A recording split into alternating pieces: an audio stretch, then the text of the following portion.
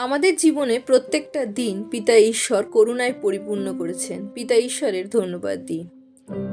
পবিত্র Bible look লিখিত সুসমাচার 23 অধ্যায় 43 পদে প্রভু যীশু বলেন, আমি তোমাকে সত্য বলিতেছি, অদ্যই তুমি পরম দেশে আমার সঙ্গে উপস্থিত হইবে। পবিত্র আত্মার সহভাগিতা প্রার্থনা করি বিষয়টি বোঝার জন্য।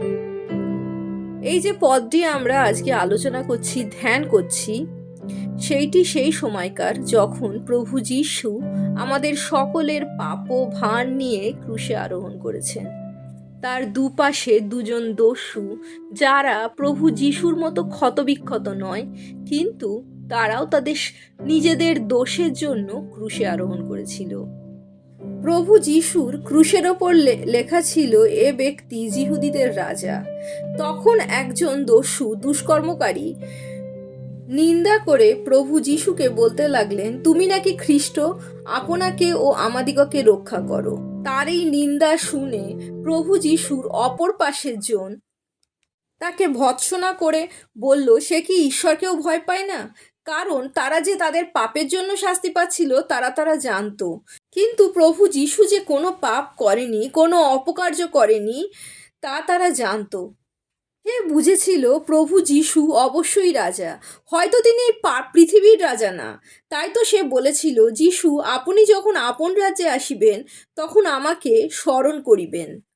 প্রভু যীশু তার উত্তরে বলেন, আমি তোমাকে সত্য বলিতেছি, অদ্যই তুমি পরম দেশে আমার সঙ্গে উপস্থিত হইবে।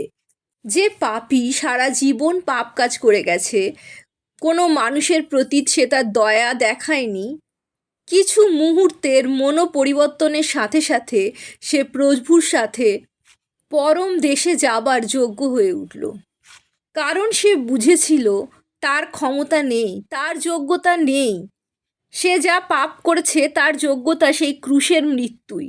তবু সে আশা করেছিল যে সেই প্রভু যীশু, যিনি সেই স্বর্গরাজ্যের রাজা, তিনি যদি তাকে সুযোগ দেন তার সাথে যেতে, তাকে সে বিশ্বাস করেছিল, ভরসা করে সে তাকে অনুরোধ করেছিল।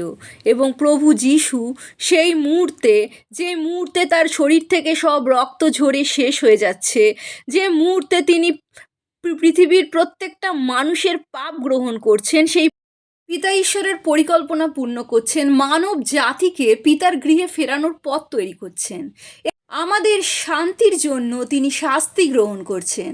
এর পরের অনুচ্ছেদে দেখি, তিনি এত পাপভার গ্রহণ করেছেন যে পৃথিবী অন্ধকার হয়ে গেছে। পিতা ঈশ্বর পাপ দেখতে পারেন না, তাই তিনি পুত্রর কাছ থেকেও নিজের মুখ আচ্ছাদন করেছেন।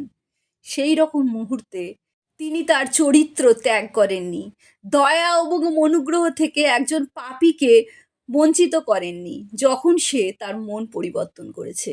পবিত্র বাইবেল এমন একটি বই যা আমরা বারবার পড়লেও নতুন নতুন জিনিস উদ্ঘাটন করতে পারি, কারণ পবিত্র আত্মা আমাদের চোখের সামনে না সেই সব রহস্য উদ্ঘাটন করেন। এই একটি মাত্র পদ, যার থেকে আমরা অনেক কটা শিক্ষা বা অনেক তথ্য পবিত্র আত্মা আমাদের এই একটি পদের মাধ্যমে, প্রভু যীশুর একটি বাক্যের মাধ্যমে আমাদের কাছে পৌঁছেছেন। প্রথমত, আমরা নিজেদের কাজের মাধ্যমে পিতার কাছে ফিরতে পারি না। একমাত্র প্রভু যীশুর অনুগ্রহ এবং দয়ায় আমাদের পিতা ঈশ্বরের কাছে ফেরার একমাত্র পথ। যখন আমরা তার উপর ভরসা করি, তাকে নির্ভর করি, তাকে বিশ্বাস করি এবং আমাদের সবটুকু তার কাছে সমর্পণ করি। দ্বিতীয়ত, যখন কোনো পাপী মন ফেরায়, প্রভু যীশুর কাছে ফেরে, নিজের পাপ থেকে ফিরতে চায়, মুক্ত হতে চায়, তখন প্রভু যীশু, পিতা ঈশ্বর, হিসেব করতে বসেন না যে সে কত বড় পাপ করেছে, তার জীবনে সে কত অপরাধ অন্যায় করেছেন।